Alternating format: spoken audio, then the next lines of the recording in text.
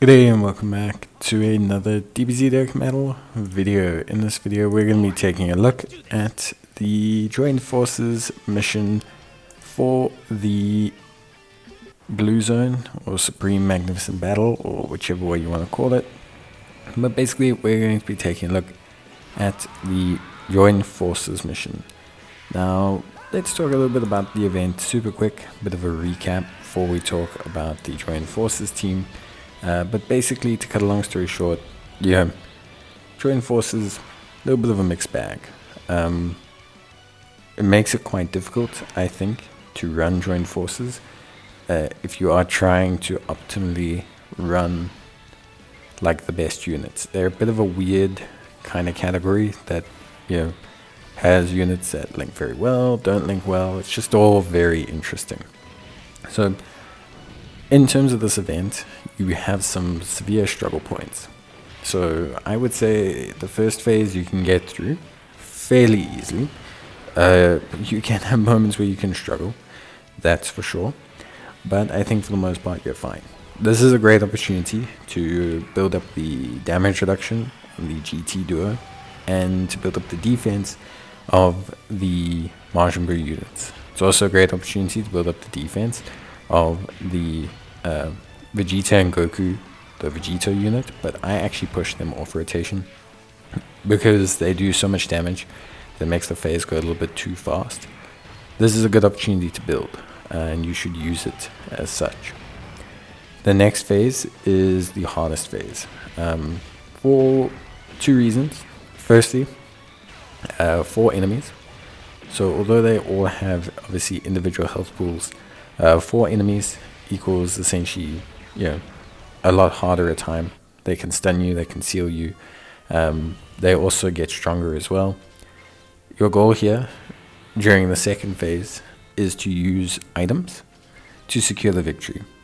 So for me, when taking on the second phase, we mainly focused on using items. So using whichever items we could, so that we could focus on handling the second phase with relative ease. Honestly speaking, that was it. So Whis item, make life a bit easier.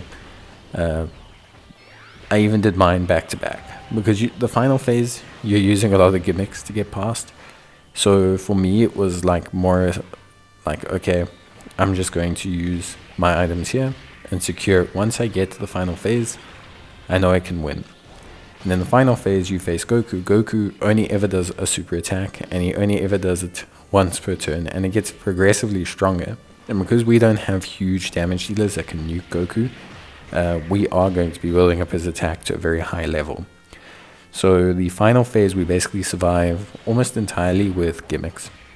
The final phase we survive entirely through the power of revives, the power of standby skills, the power of like the damage from active skills and that. And we've got 3 major ones that come into play in phase 3 against Goku. So we have the Strength Vegeta, their transformation, okay, which you'll probably use like second during that time. Obviously seeing super attacks is a bit irrelevant here, but it's more the defensive security they provide. Having guard and good defense, they'll be at like 1.5k. They'll look very, very good. Then on top of that, okay, so we also have the active skill of standby skill of the physical Majin Buu units. This one is very important, and you'll probably have to activate this one or the physical Super Saiyan Trios standby skill to tank at least the first 2 attacks. So the Majin Buu Saga Spirit Bomb, that's great for tanking the first attack. You want to do that so that you can start to build up their Spirit Bomb for damage later on. And then the physical duo or trio, you want to also use theirs again for the second attack that's coming, basically. So you want to save both of those standbys. And then finally you have the revive.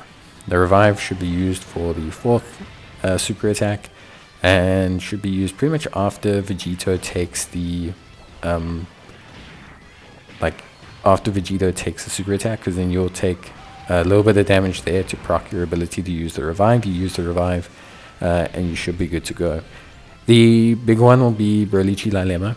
They can be used to buy you a turn. If you get enough orbs, they can dodge the attack guaranteed, which means if you get enough orbs, they'll be able to buy you one whole extra turn, which generally speaking is what you want. Like, you want to be able to get that extra turn because it helps you to like set things up. So you can do that as well. If you get the orbs, you can use them to buy yourself that extra turn. So Goku is going to be building up his attack, and you need to understand who can tank. So let's talk about who can tank. So we have the Strength GT Duo. They can tank through their revive. They cannot tank through any other means. We have the Physical Super Saiyan Trio, who can tank after Super. In the beginning, they can tank straight away, and then immediately afterwards they use their standby skill, or after Super they're like your last best bet. You have Broly, Chila, and Lemo, who can dodge with 7 orbs. You have the Buu Saga Duo, who actually take quite a fair chunk of damage. Same with Vegito. Like from a fully built up Goku I'm talking, they'll take like 300k or 300k, roughly like 300 to 400k, depending on your dupes and everything. But you need that to trigger your revive, so you kind of need to take that damage at some point. And so yeah, those are the units that can kind of tank. The AGL, Goku and Vegeta cannot tank, but they can obviously help you with their active skill to proc damage, to cause problems. And then the Int Super Saiyan Trio, again, also cannot tank. Even after their active skill, they cannot tank, but they are great for damage. So there's that as well. That is kind of it when it comes to who can tank the super attack. But that's not the main priority here. Who can tank the super attack isn't really a huge concern, because like I said, you're mainly using the skills to get by it.